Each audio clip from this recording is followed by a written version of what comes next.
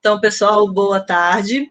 Estamos novamente aqui apresentando, né, um seminário do nosso Lato Sensu Ensino de Ciências e Biologia. Então, estamos aqui presentes a professora Andréa, se ela quiser saudar a todos também nesse momento. E agradecer a presença, né, dos que estão dos que são da turma, dos que são convidados e aqueles que vão assistir depois também, né, a gente vai fazer a gravação e colocar no YouTube para futuras, né, visualizações que vocês possam divulgar também, né, nas futuras gravações. E vou passar a palavra para o André e depois retorno para fazer a apresentação da palestrante hoje. Boa tarde a todos. Obrigada, Rosane. Só quero agradecer a presença de vocês, desejar que sejam bem-vindos aqueles que vêm como convidados externos, conhecer um pouquinho, se aproximar do nosso curso de pós-graduação Ensino de Ciências. Estamos com o edital em andamento, teremos resultados em breve, no início de junho. E agradecer principalmente a nossa palestrante querida, Thelma Timóteo, que é uma professora muito potente. Tenho certeza que quem não conhece a Thelma e vai conhecer um pouco do trabalho dela hoje vai ficar encantado com a determinação dessa mulher aguerrida, tá bom? Obrigada, Rosane, uma excelente palestra para a Thelma. Obrigada, Andréia. Lembrando, né, que quem precisar da declaração para a contagem de crédito dessa apresentação, pode mandar um e-mail para o nosso programa, né, que é o spec.uerj@gmail.com. Vou colocar depois lá no chatzinho para vocês anotarem e deixar também na descrição lá no vídeo. Então, agora eu vou apresentar, né, a doutora Thelma Timóteo dos Santos, que é a palestrante de hoje. Ela é doutora e mestre em ciências, né, ela fez mestrado e doutorado em ensino de biociências de saúde, em biociências de saúde pelo Instituto Oswaldo Cruz. Tem algumas especializações, né, então, em imunohematologia, gestão escolar, educação especial inclusiva. A graduação dela foi em ciências biológicas, na modalidade de licenciatura pela UERJ, né, ela mora em Resende, depois ela vai contar um pouquinho mais, então ela fez pelo CEDERJ, então, assim, é uma história muito legal, assim, de vida mesmo e de busca, né, pelo conhecimento. Ela foi me orientando de mestrado e doutorado, então fico muito feliz de estar aqui apresentando. E ela vai falar um pouquinho mais sobre essa trajetória dela, né, nas linhas de pesquisa que ela desenvolveu e que ela desenvolve, e um pouquinho dessa trajetória de formação.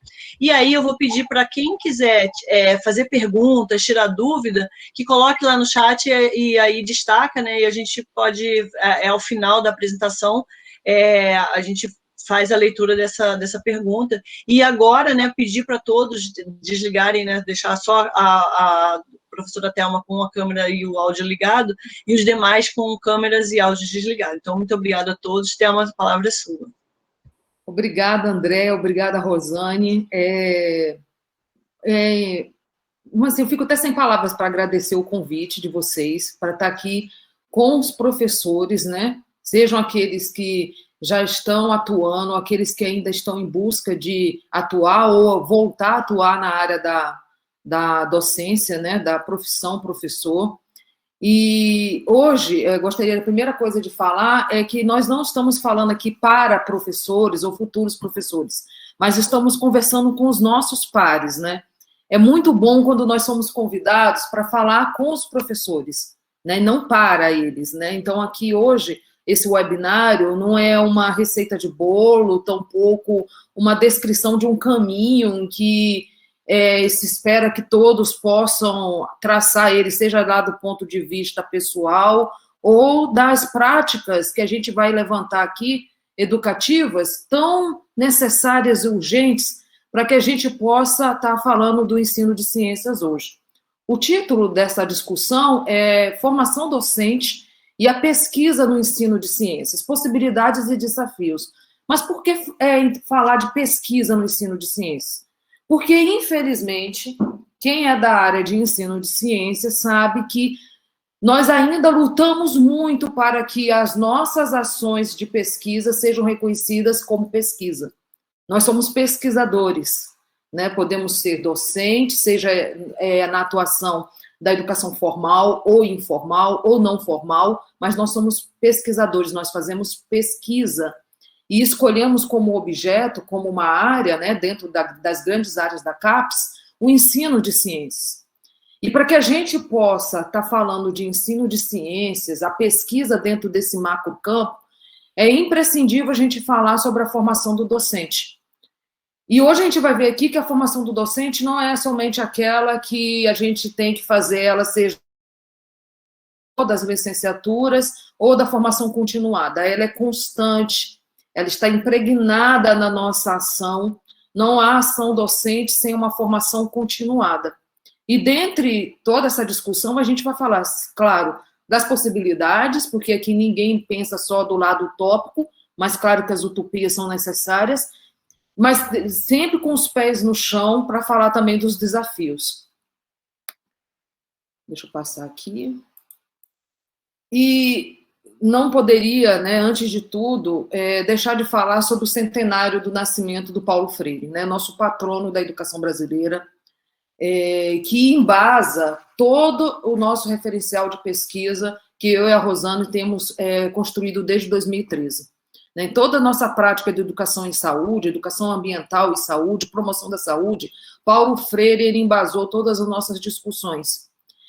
Não é apenas citar Paulo Freire nas nossas pesquisas, é adotar o pensamento freiriano na defesa dos nossos pontos de vista e na construção dos nossos projetos de intervenção. Isso é muito diferente do que repetir o mantra que a educação bancária deve dar lugar a uma educação voltada para o protagonismo. Essa fala, que muitas vezes pode cair no vazio, ela precisa vir carregada, estruturada, cerceada de pensamentos, de pontos de vista, de posicionamentos do pesquisador e do professor que realmente adotem no seu cotidiano o pensamento e a teoria de Paulo Freire. E eu escolhi essa imagem, ainda bem que eu encontrei ela na internet, né, porque tem o logo da UERJ, né, e que é lembrado que durante todo este ano, 2021, nós teremos vários eventos para poder comemorar a obra, né, e lembrar de como que as obras desse importante pesquisador, pensador, educador e filósofo ainda é necessário e urgente nos tempos atuais. Então, eu vou falar um pouquinho, né, Rosane falou assim, conta um pouquinho da sua trajetória, né, para que as pessoas conheçam um pouquinho de onde que você veio, de onde que você está querendo chegar, né, como a Andrea falou, vai chegar em algum lugar aí no Brasil, né, o Brasil é pequeno, e o Brasil é tão bonito, né, gente?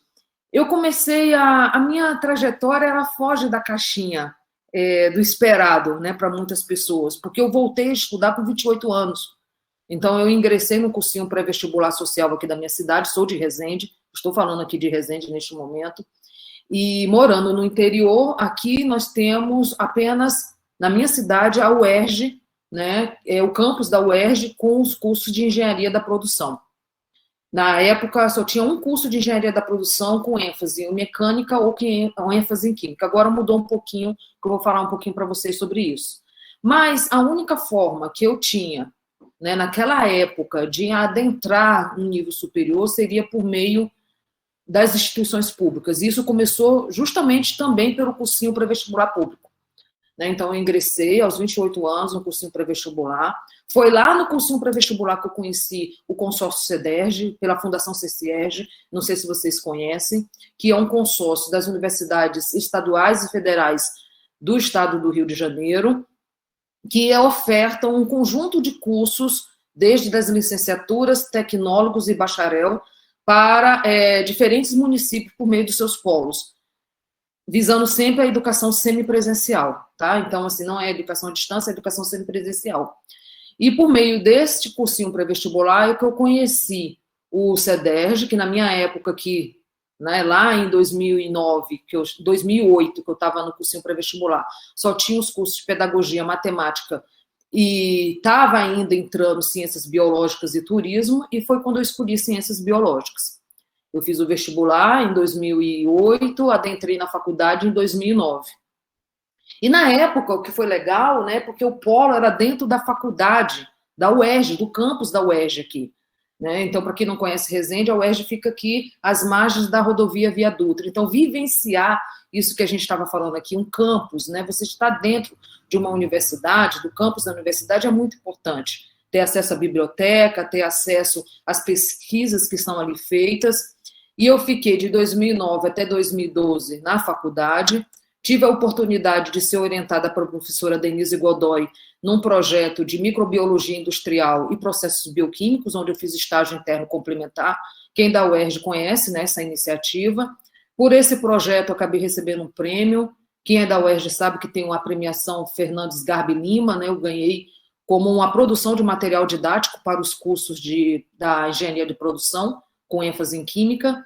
Quando ainda estava na graduação, no último ano, eu ingressei na especialização em imunematologia, onde eu ia, né, todo final de semana, pegava o ônibus, sábado e domingo, para estudar no UFRJ, era um curso presencial, só que era semanal e aos finais de semana, onde eu estudei ali os mecanismos da fisiopatologia para anemia hemolítica e algumas parasitoses.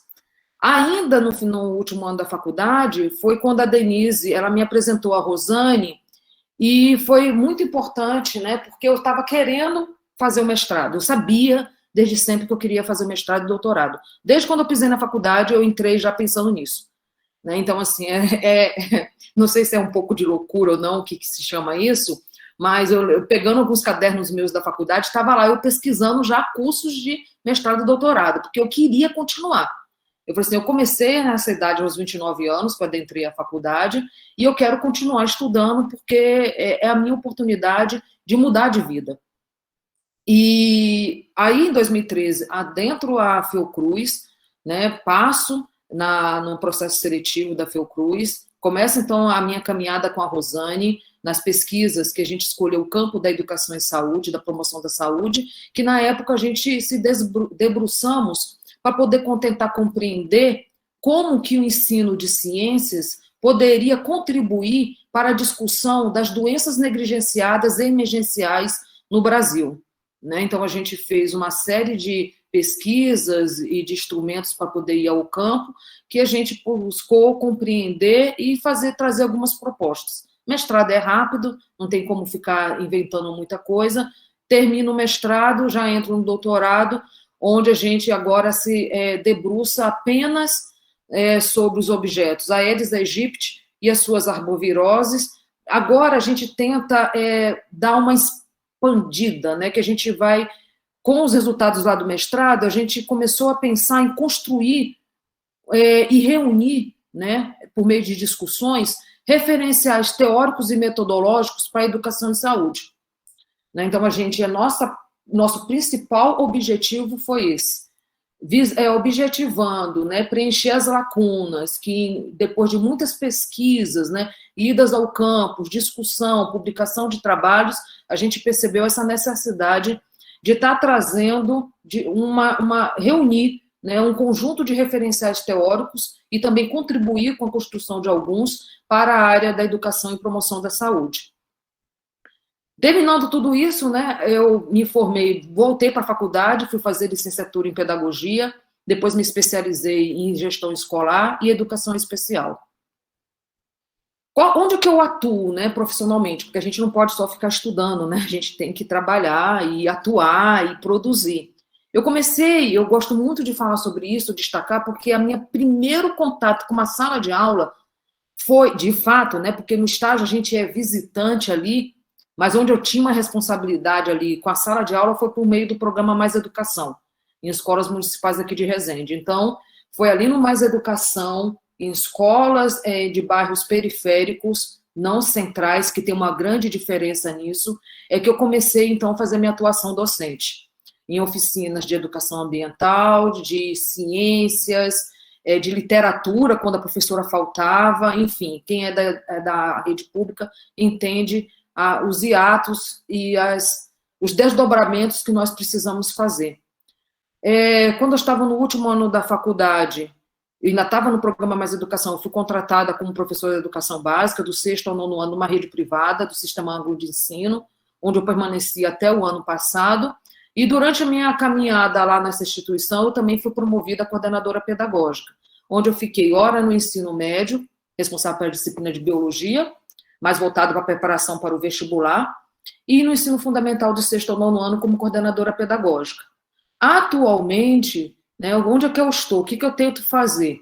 Eu sou docente no curso Lato Sensu, né, lá na Fiocruz, no Instituto Oswaldo Cruz, junto com a Rosane, numa disciplina que foi fruto das nossas pesquisas, tanto do mestrado quanto do doutorado, ou seja, os resultados das pesquisas, eu estruturei ela numa forma de uma disciplina que a gente submeteu para o comitê, né, do curso, e ela foi aprovada, que se chama Referenciais Teóricos e Metodológicos da Educação em Saúde.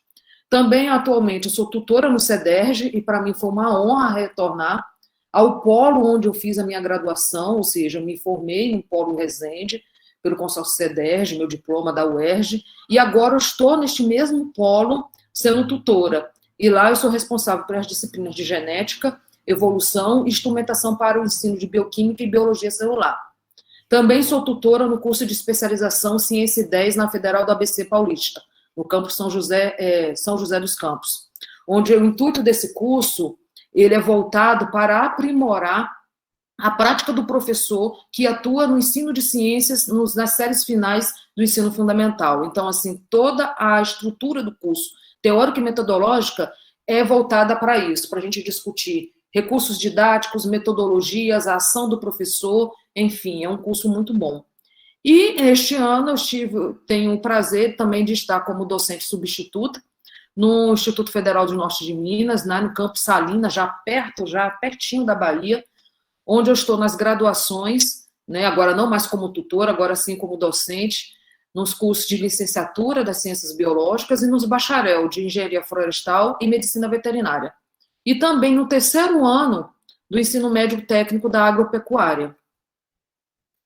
Então, o que a minha carreira eu poderia separar em ensino, pesquisa e extensão? No ensino, prioritariamente nas disciplinas de biologia celular, biologia geral, genética, evolução e bioquímica. Eu não tenho afinidade com botânica, eu não tenho afinidade com zoologia. Eu fico feliz quando aparecem essas disciplinas para que eu possa discutir. Eu tenho maior capacidade de domínio com o mundo micro do que com o mundo macro nas ciências biológicas. Então, no ensino, tanto lá no ensino médio quanto no ensino superior, eu vou ficar responsável sempre pela biologia celular, bioquímica, evolução, genética, imunologia. Por isso que no ensino médio sempre vai ser aquela professora que vai estar com a biologia A ou a biologia B, se elas forem referentes a essas disciplinas. Na pesquisa, eu atuo principalmente em busca de construir pesquisas que vão responder questões do ensino de ciências, tanto da parte teórica quanto metodológica, que busque também discutir a formação docente, seja ela inicial ou continuada, e a produção de recursos didáticos. Claro que ninguém faz tudo isso sozinho, né? Hoje a gente faz isso por meio das parcerias com os demais pesquisadores ou por meio dos nossos alunos, que eu faço a orientação também.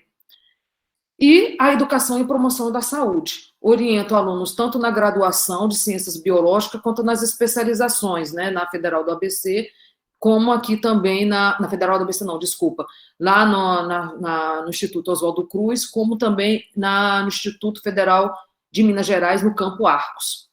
E na extensão, eu tenho desenvolvido algumas atividades com grupos de pesquisa na organização de eventos, atuação em palestras, webinários como esse, participação de comitês científicos, revisor de periódicos, enfim. A nossa vida, né, do professor universitário, do pesquisador, ela agrega essas três, né? Se a gente for perguntar para a Rosane, para a Fátima, para a André, que está aqui, a gente tem atuação nessas três grandes campos, ensino, pesquisa e extensão.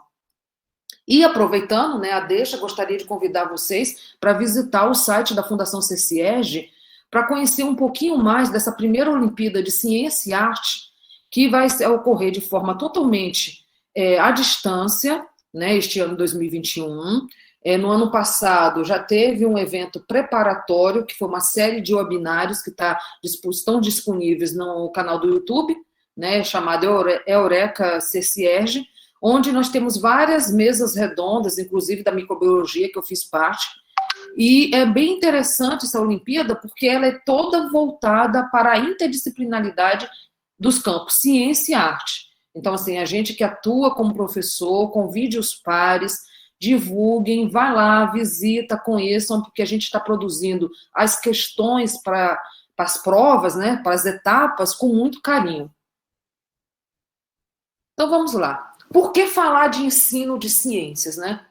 Porque hoje a gente tem que falar de tanta coisa, a gente poderia estar falando de bacteriologia, produção de vacinas, produção de medicamentos, mas por que falar de ensino de ciências? Qual é o perfil, tanto aquele que se espera, como aquele que se pode alcançar, do docente para o ensino de ciências? Mas de qual tipo de ensino de ciência nós estamos falando para os dias atuais? Todos nós aqui que estamos, né, que somos pesquisadores da área de ensino de ciências, vocês, os professores, todos nós, né, que já está lá na especialização, que já formou, que está indo para o mestrado, nós somos pesquisadores do ensino de ciências. Quando a gente for tentar falar de ensino de ciência, a gente tem que ter essas perguntas e outras mais em mente. Porque dependendo das respostas que a gente pode produzir naquele momento, tudo que a gente vai fazer vai mudar completamente. E dependendo do contexto que a gente estiver também atuando. Então, a gente tem que deixar claro por que é necessário falar de ensino de ciência e defender ele nos dias atuais. E qual é o perfil do professor? Isso é muito importante. Nós não podemos estar falando aqui do perfil do professor de história, de matemática, mas nós estamos falando do professor de ciência da natureza, do ensino de ciências. Por que é necessário a gente analisar o perfil que se espera para que esse profissional possa atender, por meio da sua prática docente, as demandas, né, do seu contexto, da realidade local, global, por meio do ensino de ciências? E que tipo de ensino de ciência nós estamos falando? O ensino de ciência ele é diferente. Ele varia e muitas vezes a gente reproduz práticas totalmente descontextualizadas, não só para o contexto onde a gente está atuando, para o tipo de escola que a gente está, como para os dias que a gente está vivendo. Porque nós ainda na escola reproduzimos a organização das carteiras como as primeiras escolas foram fundadas. E será que também nós não reproduzimos não só essa arquitetura, como também várias outras nuances, como professor bom é aquele que tem domínio da turma, professor bom é o domínio por meio do medo, professor bom é aquele que detém a turma por meio de ameaças de avaliações, professor bom é aquele que termina o material que a instituição colocou na mão dele. Que tipo de ensino de ciência, que tipo de profissionais nós estamos tentando falar aqui atualmente para o ensino de ciências? E isso é importante que a gente faça essa reflexão. Essa reflexão é diária, essa reflexão é quando a gente vai a campo, essa reflexão é quando a gente está estudando para as nossas disciplinas, e essa reflexão é importante quando a gente vai fazer o nosso TCC. Porque senão a gente reproduz algumas frases prontas sem compreender realmente o sentido do que a gente está falando. Né? Então, qual é o referencial teórico? Eu e a Rosana, a gente sempre fala disso, né? Qual é o referencial teórico que está embasando a minha prática enquanto professor? Porque não basta dizer que é construtivista, não basta dizer que é freiriano. Né? Todo um conjunto de mecanismos tem que vir acompanhando essa prática, essa fala. A escolha do que vai guiar a nossa prática, ela influencia não só na forma como a gente relaciona com os nossos alunos, como a gente relaciona com o próprio conteúdo que nós estamos apresentando para os nossos alunos. Esse conteúdo, a gente apresenta eles para os nossos alunos de forma que ele não pode ser contestado, de forma que ele apenas precisa ser acumulado. A nossa relação com os nossos alunos é uma relação pautada em quê? Né? E que tipo de instituição nós estamos inseridos para que a gente possa alcançar um perfil X ou Y de docente para o ensino de ciências. Então, tudo isso nós precisamos levar em conta quando nós, enquanto pesquisadores do ensino de ciências, nos colocarmos aí ao campo. E qual é o campo do pesquisador de ensino de ciências, gente? O campo é a sala de aula, o campo é a nossa mesa, que a gente prepara a nossa aula. O campo é quando a gente vai escolher uma série de artigos que a gente tem que pesquisar. Porque o campo de pesquisa não é só do entomólogo que vai lá colher um monte de inseto, de artrópodes, ou da bancada, ou quando eu estava lá na Imunemato, que eu fazia experimentos com os tipos sanguíneos e para poder descobrir os perfis das parasitologias e das doenças que poderiam ser desenvolvidas. Não, o campo do pesquisador de ensino de ciência é a sala de aula, é a escola, é o entorno dela, são as famílias, são as expectativas de aprendizagem dos nossos alunos. Isso é um material de pesquisa, né? Então, a gente, enquanto pesquisador e professor, nós somos... a nossa prática de ida ao campo é cotidiana, é sempre, a todo momento. Não pode se cair no erro de achar que por nós termos o domínio, né, do conteúdo que a gente vai estudar, que a gente vai ensinar, entre aspas, a gente não precisa mais fazer nada. Uma coisa é eu ser professora de ciências biológicas, biologia geral, numa instituição privada com um sistema apostilado. Outra coisa é ser professora de biologia numa instituição pública, cujos meus alunos são predominantemente da zona rural. Uma coisa é ser professora de biologia num curso de bacharelado, onde os meus alunos, eles ingressam e têm um perfil de ficar o dia inteiro na faculdade. Outra coisa é ser professora de ciências biológicas, disciplina genética, para os meus alunos das licenciaturas do curso noturno. Então, qual o tipo de pesquisa que eu vou fazer para alcançar os meus alunos em diferentes perfis dentro da própria instituição? O professor que atua em ciências biológicas, por exemplo, na parte da manhã, é diferente do professor que atua nas ciências biológicas na parte da noite daquela mesma instituição. A gente já sabe, por meio da extensa pesquisa, que há uma crise instaurada no ensino de ciências, né? Então, não há controvérsia sobre isso. Há uma crise, e nós, a partir do momento que constatamos e reconhecemos essa crise, nós sabemos que há desafios atuais. Quem atua nas áreas da ciência da natureza, que lá nas orientações curriculares as colocam junto com matemáticas e suas tecnologias, sabe que os alunos não gostam dessa matéria. Um ou outro na sala de aula gosta. Mas eles, em geral, quando a gente pergunta para eles sobre carreiras, eles vão escolher carreiras que precisam dessas disciplinas e também que valorizam os profissionais dessas áreas, né? Então, apesar de que não são as disciplinas com maior grau de aceite, porque elas geram muito medo, química, física, biologia, matemática, que está ali integrada com essas três disciplinas e as tecnologias que vêm junto, mas, socialmente, elas são as mais valorizadas, né? Vi de carreiras, por exemplo, como medicina, biomedicina, enfim. E nós também temos que enfrentar os altos índices de reprovação, né, nessas disciplinas, além de que, quando não ocorre os altos índices de reprovação, nem tampouco evasão por conta dessas disciplinas, não quer dizer que nossos alunos compreendam elas. Nós temos uns alunos que nunca invadiram da escola, terminaram a educação básica por meio do ensino médio, mas o grau deles de compreensão sobre tópicos que eles tiveram acesso durante a sua educação básica, formal, no ensino fundamental e ensino médio, é muito baixo.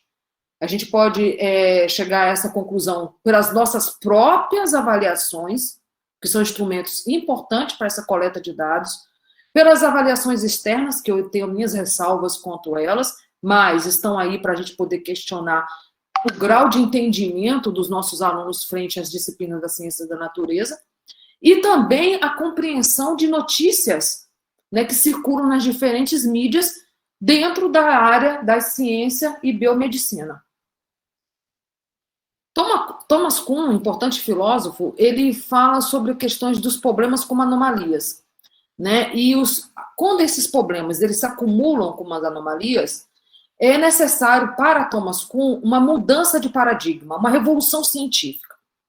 A gente vai transportar o que ele está dizendo para o ensino de ciência, ou seja, nós temos uma série de anomalias, né, que são os problemas, as crises no ensino de ciência e na aprendizagem de ciência, o que está nos apontando a necessidade de ter uma revolução científica na mudança de como a gente vê tanto o ensino de ciências, como que a gente percebe a aprendizagem dos nossos alunos.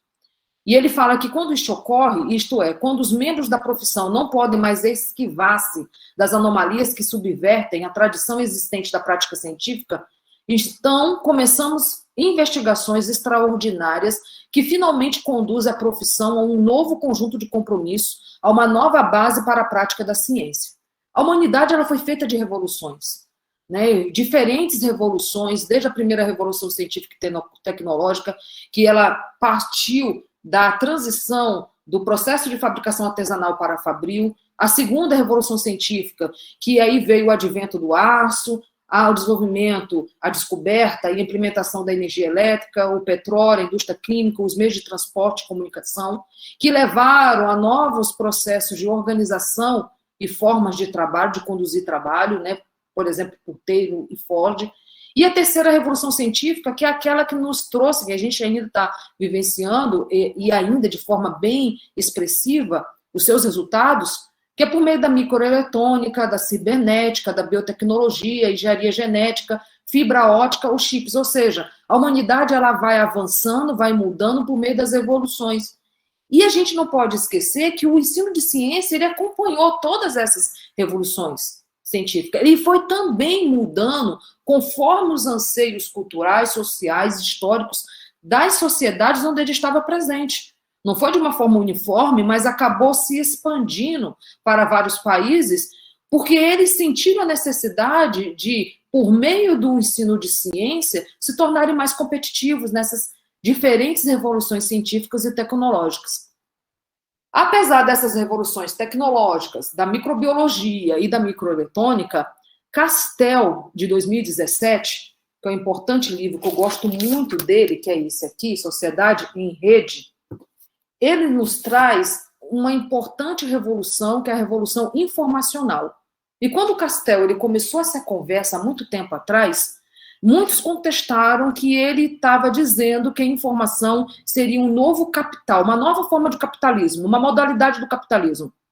Ou seja, por meio da revolução informacional, nós temos uma sensação que vivemos numa aldeia global, né, porque nós compartilhamos de forma muito rápida, quase que simultânea, informações, conhecimentos, por meio das telecomunicações, por meio dos diferentes meios de comunicação que são as mídias e as novas tecnologias da informação.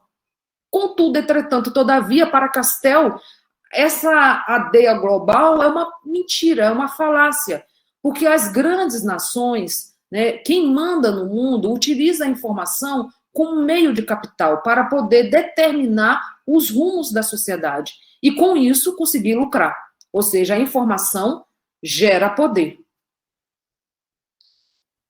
A gente sabe que hoje a informação está em todo lugar. A gente fala isso para os nossos alunos, os alunos já sabem disso, muitas vezes fazem com que eles nem prestem atenção na nossa aula, porque eles falam assim, por que eu vou prestar atenção na aula da professora Thelma, se depois que ela terminar aí eu posso só perguntar o que ela deu de aula, e aí eu vou no Google, dou um Google e acho lá o tema, né? Então, assim, informação é poder, informação está em todo lugar.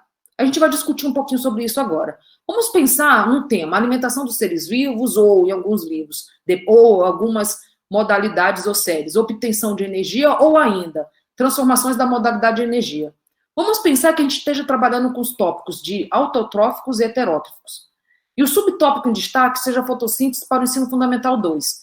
E nós, como professores, nós temos a obrigação de nos apoiar, né, o nosso discurso ali, né, muitas secretarias deixam isso claro, no livro didático que foi escolhido por nós, para aquela escola, e que está aprovado pelo PNLD. E aí, depois que a gente faz toda aquela explanação sobre essas formas de obtenção de energia para diferentes seres vivos, com enfoque na fotossíntese, a gente pede, vamos dizer assim, para os nossos alunos fazerem uma pesquisa. Eu quero que eles ampliem a visão deles, dando um Google em casa, pesquisando sobre fotossíntese. O que será que eles vão tirar de novo, de diferente do que eu falei? Eu fiz um testezinho rapidinho ontem, e aí coloquei fotossíntese, né? Quando eu coloquei fotossíntese no Google, só o termo, apareceu um dicionário dizendo que é uma síntese de moléculas orgânicas a partir do dióxido de carbono atmosférico e da água, utilizando a luz como fonte de energia. E aí ele continua lá. Se a gente colocar seres que fazem a fotossíntese, eles colocam de imediato apenas alguns tipos de organismos vivos realizam fotossíntese. 2 pontos. Plantas, bactérias que possuem clorofila, o pigmento essencial para o desempenho fotossintético. Pois bem, se a gente pegar grande parte dos livros, ou melhor, se a gente for lá no Cielo e buscar artigos científicos de pesquisadores do ensino de ciências que analisaram livros científicos livros didáticos sobre o tema fotossíntese, a gente vai perceber que eles encontraram várias incorreções teóricas e metodológicas sobre o assunto nos livros didáticos, tanto no ensino fundamental quanto no médio, aqueles aprovados pelo Plano Nacional. E aí a gente, nesses livros, muitos falam desse enfoque nesse grupo de seres vivos que realizam fotossíntese e o processo de fotossíntese sendo apresentado de uma forma muito simplória, e a simplicidade da apresentação do tema faz com que, vamos dizer assim, haja várias sérias incorreções, como, por exemplo, saber que existe outros seres vivos, para quem daqueles citados ali, tanto no livro didático, quanto também lá no Google, na primeira parte ali, que fazem fotossíntese. Por exemplo, não são plantas, algas que fazem fotossíntese apenas. Nós temos um grupo de afídeos, que são pulgões, que eles contêm um conjunto de enzimas que fazem a fotossíntese. Né? Então, isso é muito importante que a gente apresente isso também para os nossos alunos. Nós temos moluscos, né, que também realizam o processo fotossintético. Esse barulho, tá, gente? É por conta que eu tenho uma entrega aqui, e aí eles ficam desesperados para poder entregar rápido.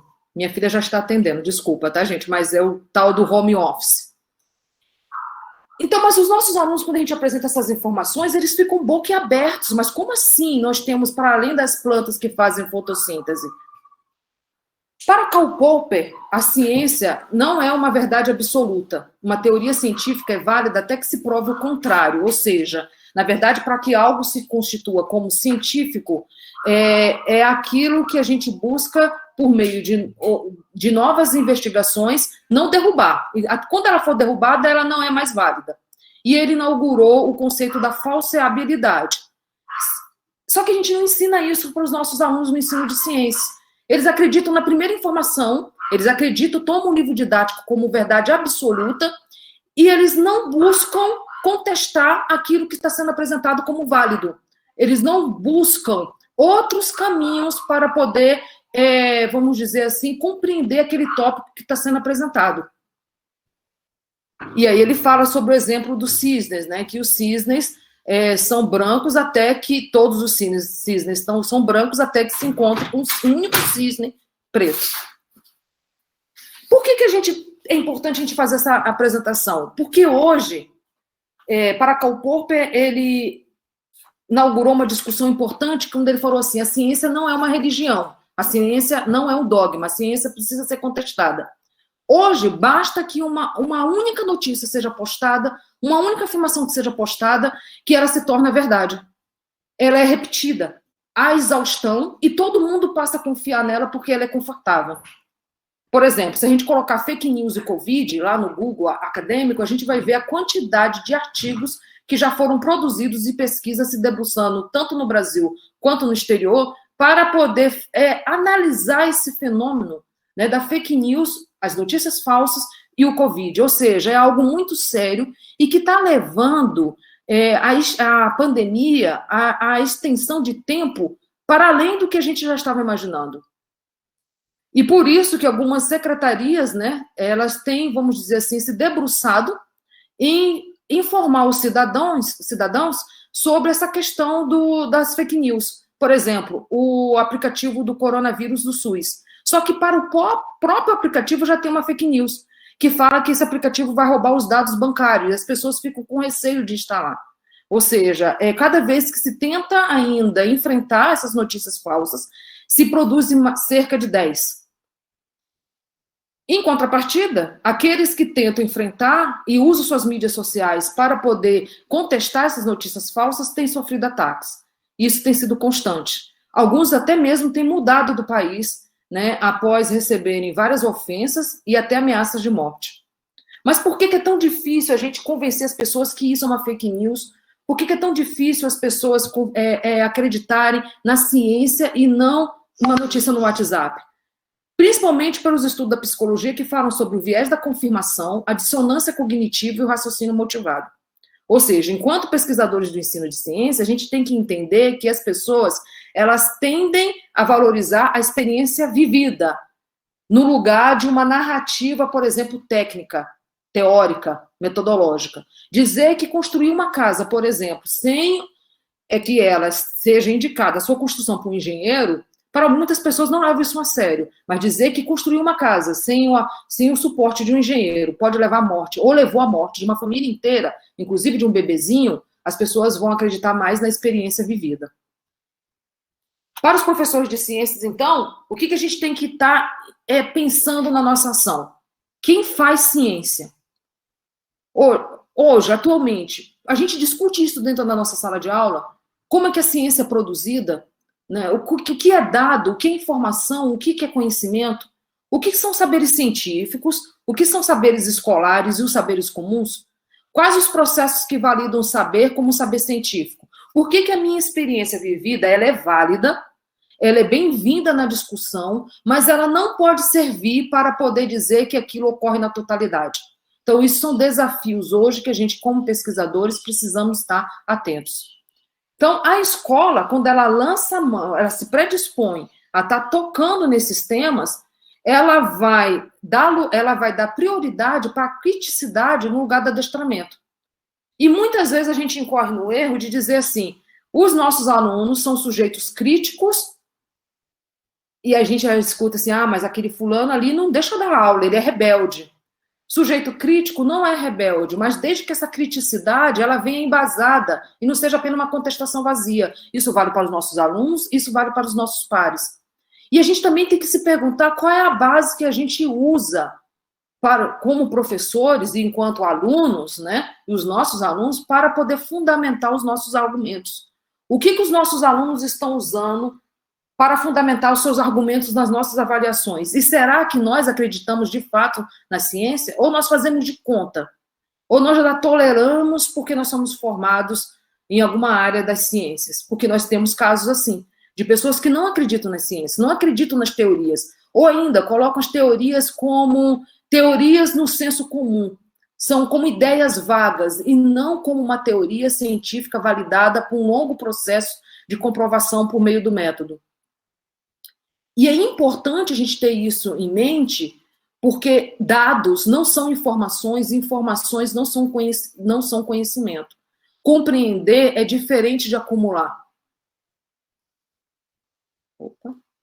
E na formação inicial do futuro professor, é importante a gente ter essas ações bem claras, porque no nosso ciclo, na licenciatura, nós temos lá as disciplinas de fundamento pedagógico e as disciplinas do ciclo básico. As disciplinas do nosso ciclo básico são aquelas que nos vão dar o aporte teórico para genética, física, química, bioquímica, enfim, várias outras disciplinas, vários outros campos. E as disciplinas pedagógicas, aquelas que vão nos apresentar esse mundo do ensinar, o mundo do ensino, a prática docente, a avaliação. A não ser que nós todos, estamos dentro de um laboratório praticando os fundamentos das disciplinas hard, consideradas difíceis, nós não vamos ser pesquisadores nelas. A não ser que a gente desenvolva a prática docente, a gente não vai ser um professor. O exercício do professor é cotidiano e diário a cada prática que a gente faz. Infelizmente, as disciplinas pedagógicas, elas não são, vamos dizer assim, valorizadas, elas são, às vezes, olhadas apenas como muita leitura, para aumentar o CR, não vou usar isso nunca, é muita teoria, quando, na verdade, elas poderiam ser olhadas, né, na perspectiva interdisciplinar, para poder fundamentar nosso questionamento, desenvolver nossa argumentação e a crítica, e também para nos ajudar a validar os nossos argumentos, tanto os nossos quanto dos nossos alunos.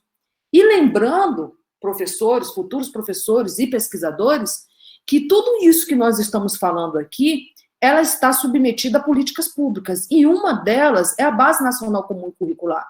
É por meio da base que hoje a formação inicial e continuada dos professores, ela já está sendo direcionada e vai ser direcionada daqui para frente. Ou seja, a gente, enquanto professor pesquisador, a gente vai ter que tentar se livrar dessas amarras, muitas vezes amarras institucionais, que nos deslocam do nosso contexto, onde a gente está atuando, apenas para cumprir um requisito posto em algum documento obrigatório.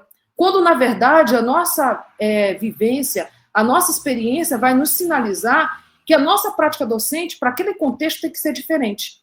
Um professor pesquisador, ele valoriza o contexto. ele vai tirar a aula copiada, ele vai deixar esse mecanismo bem longe da sua sala de aula e vai valorizar as relações entre os saberes comuns, científicos e escolares. Mas tudo isso por meio de uma prática que valorize a interdisciplinaridade e o contexto não só seu, como dos seus alunos. Por exemplo, eu e a Rosane, um tempo atrás, nós fizemos uma pesquisa sobre as potencialidades dos temas geradores freirianos no ensino de ciências. E a gente levantou alguns pontos muito importantes, principalmente que o conhecimento científico não é algo imutável, pronto e acabado. E que, por meio das histórias das ciências, a gente pode e deve construir um conhecimento científico que ele vai ser construído tempo real com nossos estudantes. E não deslocado da realidade que ele está vivendo, apenas para apresentar os produtos prontos nos livros didáticos. E o mais importante, que a gente tem que trazer para a nossa prática pedagógica, as relações de erros e acertos das ciências, os benefícios, os malefícios das aplicações científicas, porque a gente vai valorizar a construção dos argumentos para os nossos alunos. Então, o professor pesquisador, ele é autor, ele busca construir competências e habilidades, ele busca a autonomia e a criatividade. E o educar pela pesquisa, essa autonomia, ela é tanto para aprender quanto para ensinar. E principalmente aprender a aprender, porque nós não fomos ensinados a isso. Como que se aprende? Como que se ensina? Nós também, enquanto professores, precisamos ter isso em mente. Como que nós aprendemos um novo tema? Como que nós aprendemos a ensinar? Nós precisamos entender que a interpretação dos fenômenos, conceitos e problemas na sala e no cotidiano é de nossa responsabilidade. É de nossa responsabilidade que o aluno, frente à nossa prova, ele não consiga interpretar. Não é de responsabilidade apenas do professor de literatura, língua inglesa, língua portuguesa. A interpretação de cada campo científico tem as suas peculiaridades próprias do seu saber. Um outro ponto que também a gente tem que se debruçar é sobre as fake news no ensino de ciências. Basta a gente dizer para os nossos alunos que as fake news existem e dizer para eles que elas são falsas? Não. Em um trabalho, eu busquei fazer com que os alunos identificassem mensagens nos grupos da família e eles mesmos investigassem se aquilo se tratava de uma notícia falsa ou de uma verdadeira. E eu acabei publicando esse trabalho na revista Educação Pública. Mais recentemente, falando em contexto, eu busquei o filme Vingadores, Guerra Infinita, para poder fazer uma proposta didática para tratar o tema genética e evolução. Ou seja, a partir do ponto norteador de Thanos, que queria destruir a metade da vida, de todo o universo, será que teria alguma semelhança com alguma parte da nossa história que também, em algum momento, se achou que, para ter um equilíbrio entre recursos e consumo, haveria de se ter eliminar os seres vivos de alguma forma? Então, essa proposta didática que eu trago nessa revista era para poder trazer, na época, os alunos interrompiam a minha aula para falar dos filmes Vingadores, e eu acabei usando os filmes Vingadores para poder produzir uma sequência didática para eles. E aqui eu trago para vocês um esquema, né, sobre o demo, um resumo, onde, eu vou até colocar todo ele aqui, que o que é o saber pensar e o saber fazer. Nossos alunos, em grande parte, e até nós mesmos, nós temos uma percepção que nós somos recipientes, alvos ou objetos de fala de alguém, quando, na verdade, nós temos que nos ver e ver nossos alunos como participantes, sujeitos pensantes, sujeitos autores. Mas, para isso, a nossa ação ela precisa ser pautada na dialogia, na reconstrução, na ressignificação do que entendemos por ensinar e aprender, na discussão e construção da argumentação e pensar que argumentos são bem diferentes das respostas decoradas.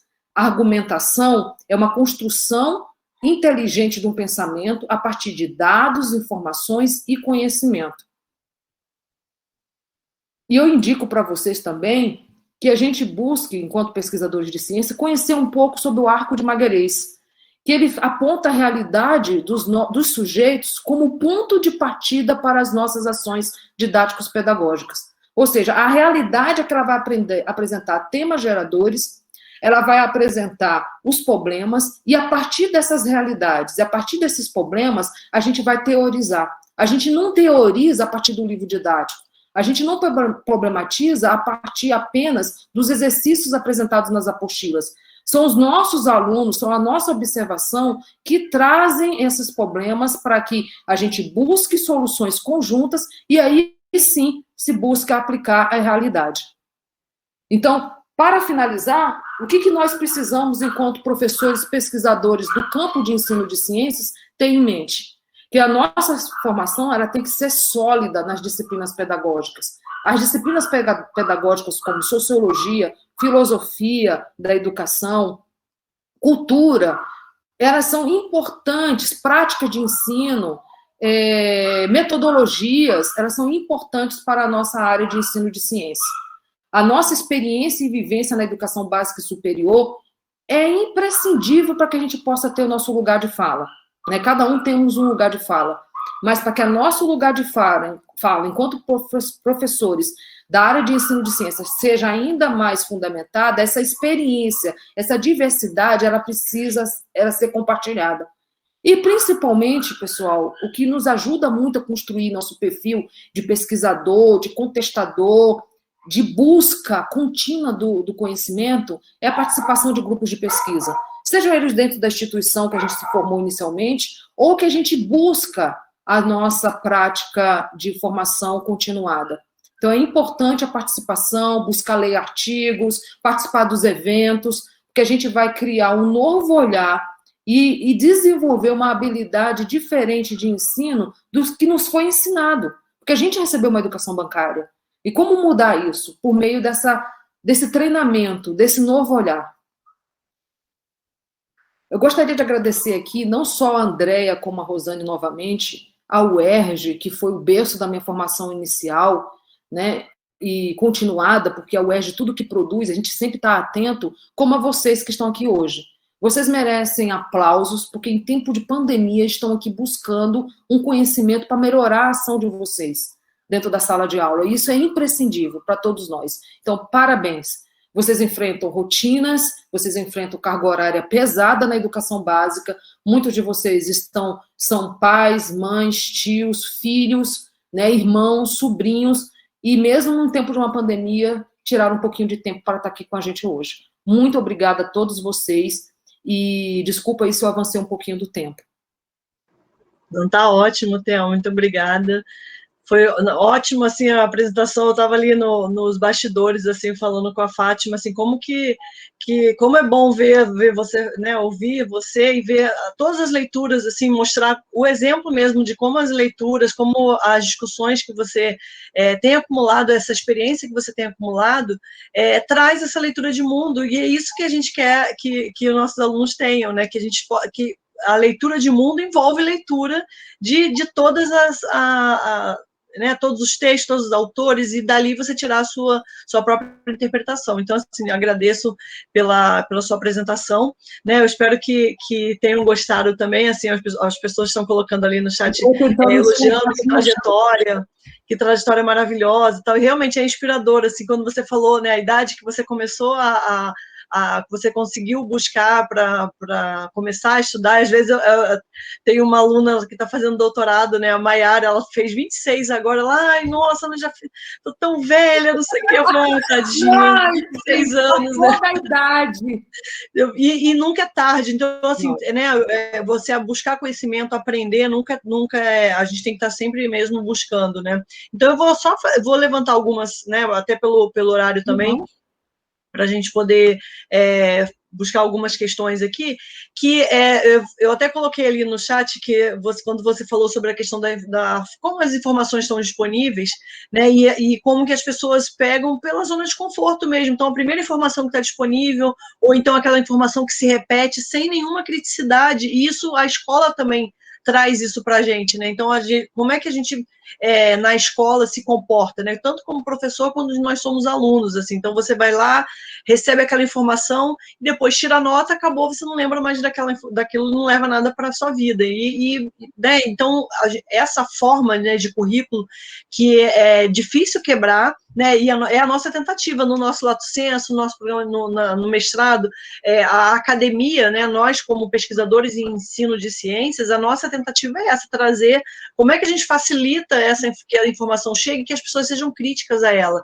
Então, acho que a Carolina, que é professora também na UERJ, professora do programa de mestrado que está aqui, ela fez uma pergunta, deixa eu ter aqui um pouquinho.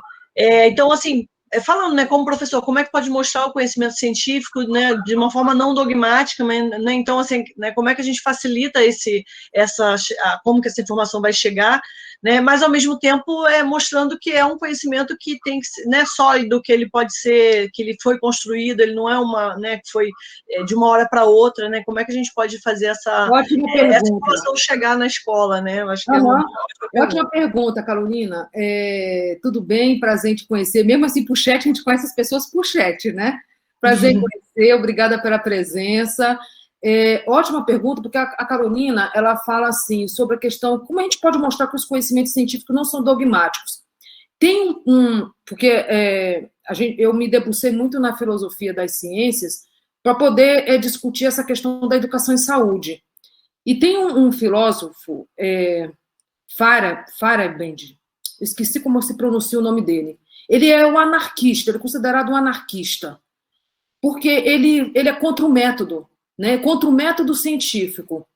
E quando ele lançou a obra dele, todo mundo teve uma revolução no campo da filosofia, para Thomas Kuhn, para Lakatos, para Popper, porque ele estava contestando o método científico. Ele dizia que a ciência não pode ser insípida, a ciência não pode ser vazia e a ciência não pode ser descontextualizada. E ele fala que ele não era contra o método científico de forma radical, mas ele era contra o método de forma que ele fosse transportado para diversas realidades sem que as pessoas não pudessem contestá-lo.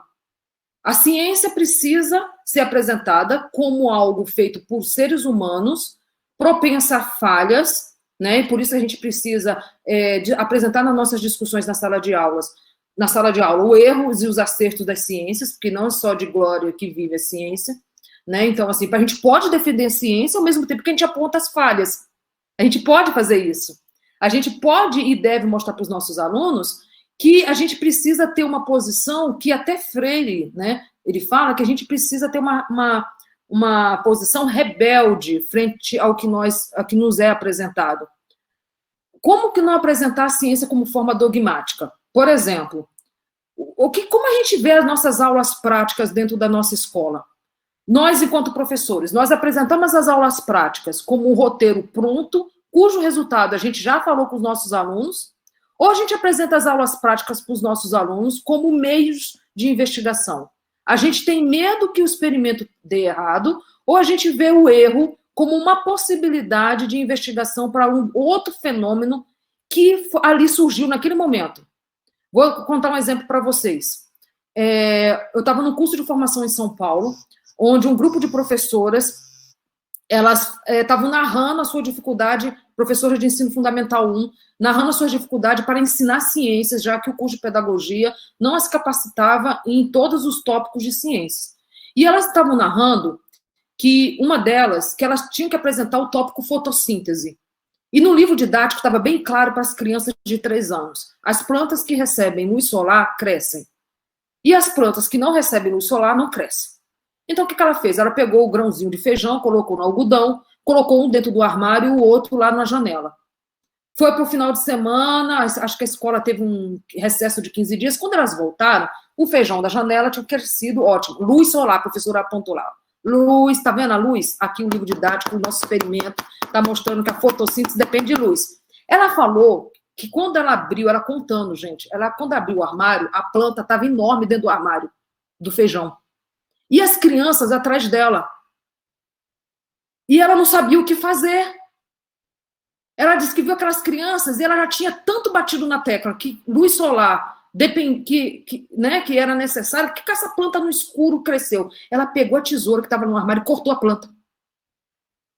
Ela cortou a planta e mostrou para as crianças. Tá vendo, gente? Tá vendo? Não cresceu. Ela falou assim, Thelma, todo mundo a gente riu, né? Porque, gente, a gente não foi treinado para isso, não foi culpa dela. Nós, enquanto professores, a gente faz o experimento para dizer o quê? Que o reagente lá do repolho vai dar tal cor, que a batata, se a gente colocar saliva, vai ficar roxa, o aluno cospe lá na batata, a gente espera que fique roxo. A gente espera tudo aquilo que está no livro didático, a gente apresenta dogmas, a ciência fechada, sem meio de contestar os resultados nem do livro didático.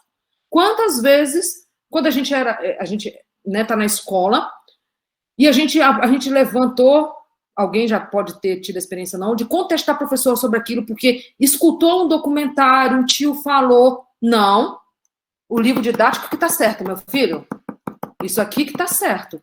Nós apresentamos práticas dogmáticas, sem um dogma. A própria ação do professor na sala de aula se torna um dogma. A fala do professor se torna um dogma, porque ele não abre espaço para contestações, para o novo, para uma nova forma de ver aquele fenômeno. Um fenômeno que acontece em uma dada situação com pássaros na Austrália pode ser que não é o mesmo, não vai ser o mesmo aqui no Brasil.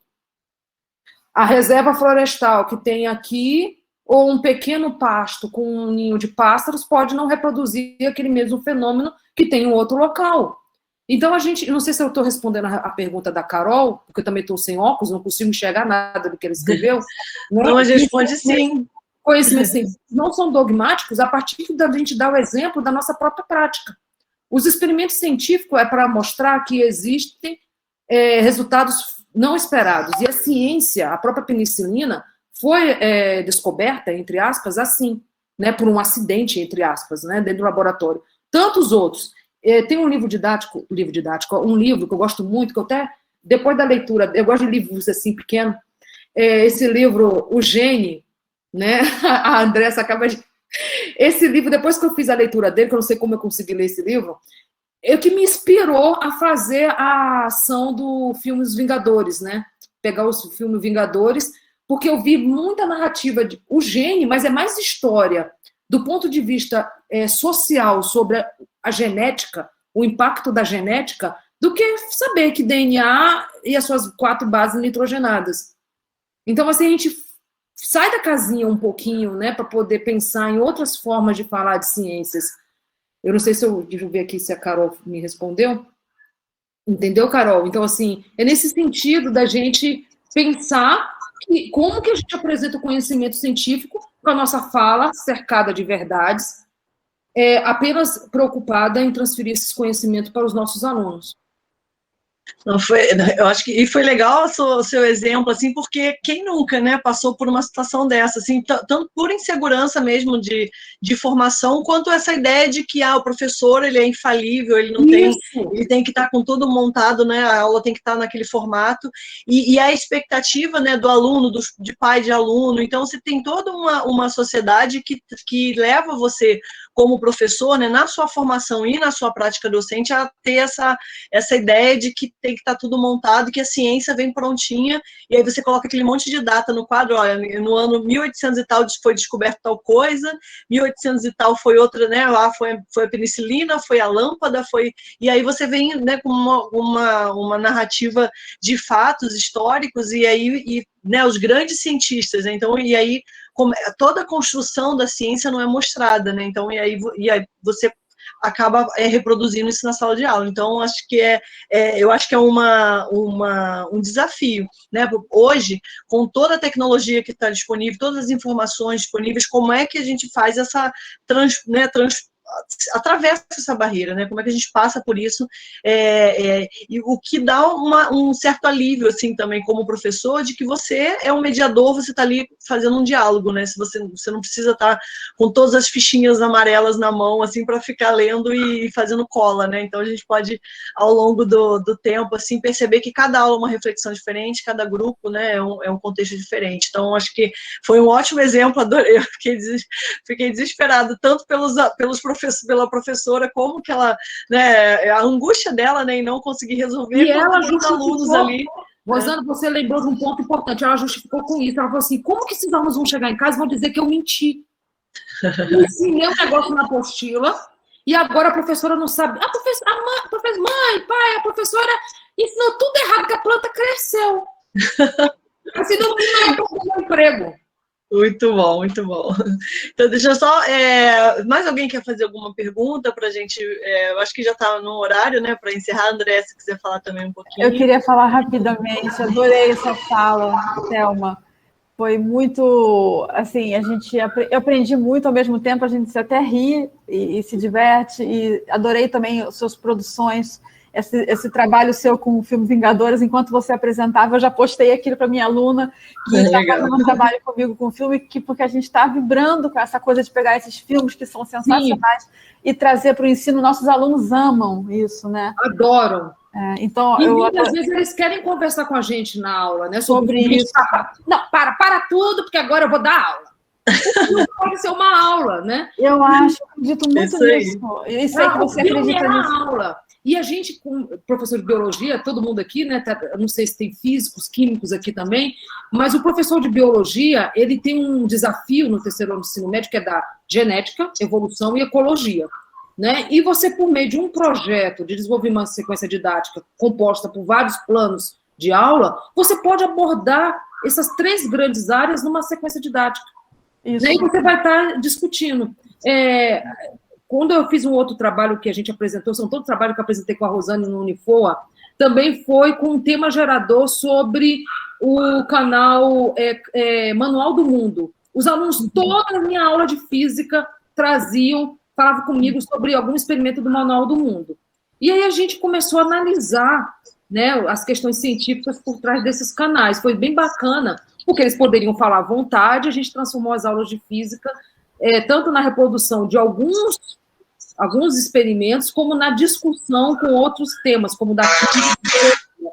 Foi bem bacana por isso também. Muito bom. Por último, eu só queria comentar o seguinte: você destacou essa questão da ciência não como dogma, que foi muito interessante. Até a Carol, agradeço até a presença da Carol Schumann, que perguntou e tal, comentou sobre isso. E, por outro lado, eu vejo que essas gerações das últimas, talvez, 2 décadas, talvez um pouquinho menos, são extremamente pressionadas pelo vestibular e, mais recentemente, o Enem.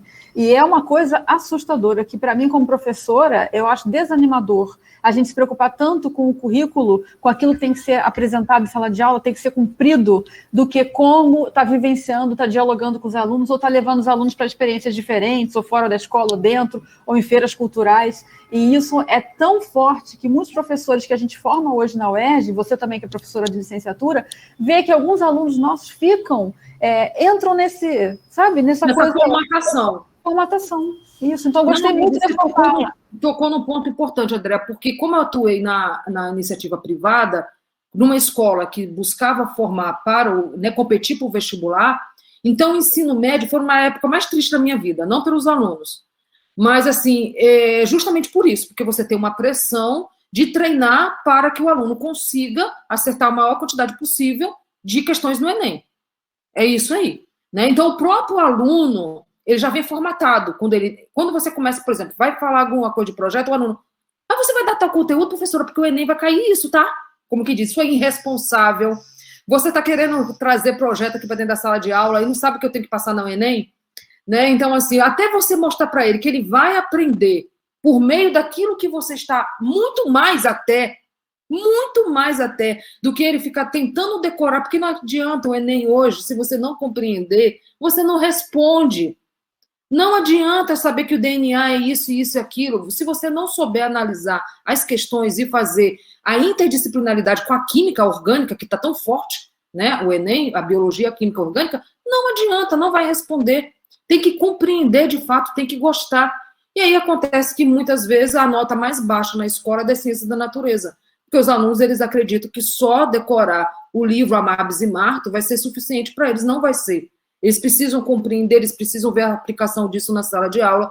Eu sempre fui uma professora rebelde, né? Então, assim, eu nunca obedeci muito, assim, essa questão. Nunca tive medo de tentar mostrar um outro lado do trabalho, porque eu tentava mostrar para a gestão que aquilo ia ter um resultado. Né? Então, assim, olha, esse projeto que eu vou implementar, ele não é um projeto para eu perder o tempo de aula. É mais trabalho do que a aula tradicional. E, no final, eles vão conseguir se sair muito mais nos simulados que vêm dessas instituições particulares do que quando eles só ficam escutando a aula, porque eles participam, eles produzem. O aluno, quando ele é colocado, por exemplo, para participar de uma feira de ciências, de apresentar um seminário, ele tem uma produção, um entendimento muito maior do que o aluno que fica sentado nos escutando. E não existe coisa mais insuportável do que o aluno ficar só nos escutando. Né? Então, assim, não existe. Thelma, você não é rebelde, você é crítica, né? Você viu lá no seu slide. Eu só para a gente finalizar, porque algumas pessoas já escreveram, né, assim, nesse finalzinho, a Luciana Garcês, que é nossa aluna, né, eterna aluna, né, do mestrado do Prof. Bio, falou sobre o arco de Marguerês, que você citou, né, que ela usa na prática dela, então, né, elogiando. E é legal falar, né, para os alunos, quem quiser saber um pouquinho mais, buscar, né, a Lívia falou que passou muito rápido a parte dos 3 passos lá da falseabilidade. Não sei se você quiser falar em um pouco tempo, até para a gente não avançar muito. Eu fiquei preocupado, foi a Lívia, né? Tá, e a Karina Morelli, que é nossa professora, né, no Prof. Bio, ela, né, reforçando o que você falou, né, que a ciência dogmática ajuda o cenário de negacionismo que vivemos hoje. Né? Então, toda essa discussão, né, validando o que você mostrou nos slides, né? Então, se a gente tem esse formato de ciência que a gente ensina para os nossos alunos, a gente vai ter aluno que é acrítico, né? Que aceita o que do formato que vem, e quando vem em forma de notícia falsa. Né? Então, só para finalizar, né, para a gente fechar e agradecer também, Thelma, fechar com você falando. Eu prometo depois, eu não sei quem foi que falou sobre a questão do ciência dogmática, eu produzo um texto rapidinho, mando para a Rosane, explicando um pouquinho mais sobre a questão dando exemplos da ciência dogmática, naqueles 3 viés do slide, e aí a Rosane pode postar para vocês no grupo de vocês da pós. Tá, obrigada. E a gente coloca também, né, Lívia, se tiver mais alguma dúvida, a gente fala um pouquinho mais depois, né, André? Porque agora já está fechando o horário, daqui a pouquinho a gente tem a continuidade, né? Então, eu agradecer mais uma vez, Thelma, pela ótima palestra, né? Agradecer a todos que estão presentes agora e os que vão assistir depois, e pedir, né, agradecer também né, estamos nesse momento, né, de pandemia, que todos estejam bem, que todos se cuidem, cada um com a sua realidade, que a gente consiga passar por esse momento, né, todos juntos aí, e que a gente possa fortalecer a prática de ensino que a gente tem tentado melhorar aí no cotidiano, tá? Então, muito obrigada. André, quer falar mais alguma coisa para terminar? E a gente fecha. Só agradecer a palestra da Thelma, que foi sensacional, muito potente, adorei todos os seus exemplos, a sua fala, a sua experiência, a sua jornada, que a gente se conhecia um pouco, mas eu não tinha noção do que você já fez, da sua jornada, que é tão bonita, e acho que eu gosto de pessoas que têm história para contar, sabe? Porque isso me toca realmente, e acho que eu quero que nossos alunos, futuros professores, e aqueles que já são professores e que estão em campo, né, que a nossa formação não acaba nunca, que eles também valorizem a jornada dos seus próprios alunos. Então, gostei muito de você ter começado com essa questão da sua trajetória, viu? Parabéns, que ela é muito bonita. Obrigada, Andréia. E eu gostaria só de reforçar que a trajetória que eu ainda faço só é possível por conta das instituições públicas, por causa da educação pública. Eu não gastei um centavo na minha formação. Né, não gastei um centavo, até na particular eu ganhei bolsa, então assim, mas toda a minha parte, primeira parte, que foi a graduação em ciências biológicas, o mestrado, o doutorado, foi por conta do investimento na educação pública, da valorização dos professores, dos tutores, né, do incentivo à pesquisa, né, de ter um material didático, né, produzido com qualidade pelos professores, muitos deles da UERJ, né, que participar da produção do material didático do CEDERJ, com bolsas, né, com incentivo, né, para a produção, para se dedicar com tempo a esse material.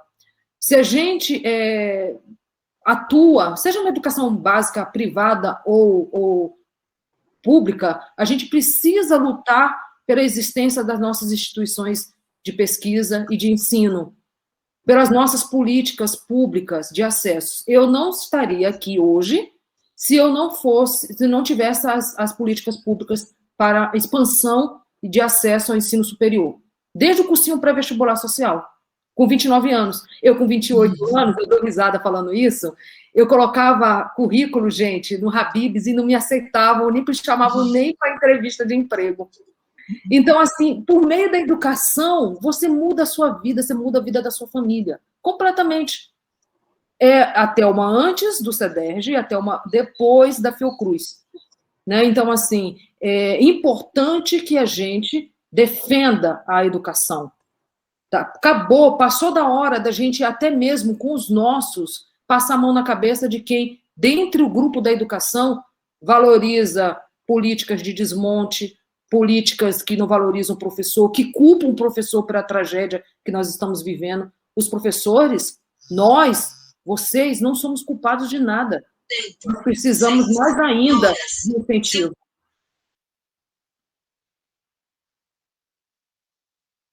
Verdade, Thelma, fiquei emocionada com a sua fala. Inevitável, os olhos enchem até de água.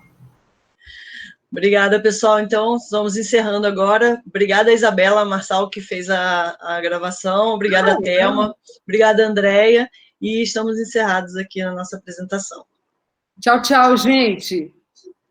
Tudo de bom para vocês. Ótimos TCCs. Eu vou assistir todas as defesas. Vou estar lá pode contar para a banca também, né, Thelma? Oh, meu Deus. A responsabilidade. Ótima Tadinha, cheia de coisa. Banca. Ela agenda cheia também, né, dando aula lá na instituição nova, né? Então, já esse primeiro ano é sempre mais difícil, mas se você puder, a gente vai poder, a gente vai gostar. Eles são bonzinhos comigo lá, eles não me enchem de aula, são tão gentis, mineiro é tudo de bom. Ah, que bom. Obrigada. Então, obrigada. Tchau. Até a próxima. Tchau. Depois a gente vai avisando, né, André, nas redes aí, as próximas apresentações. Sim, avisamos sim. Um abraço. Beijo. Beijo, tchau, tchau.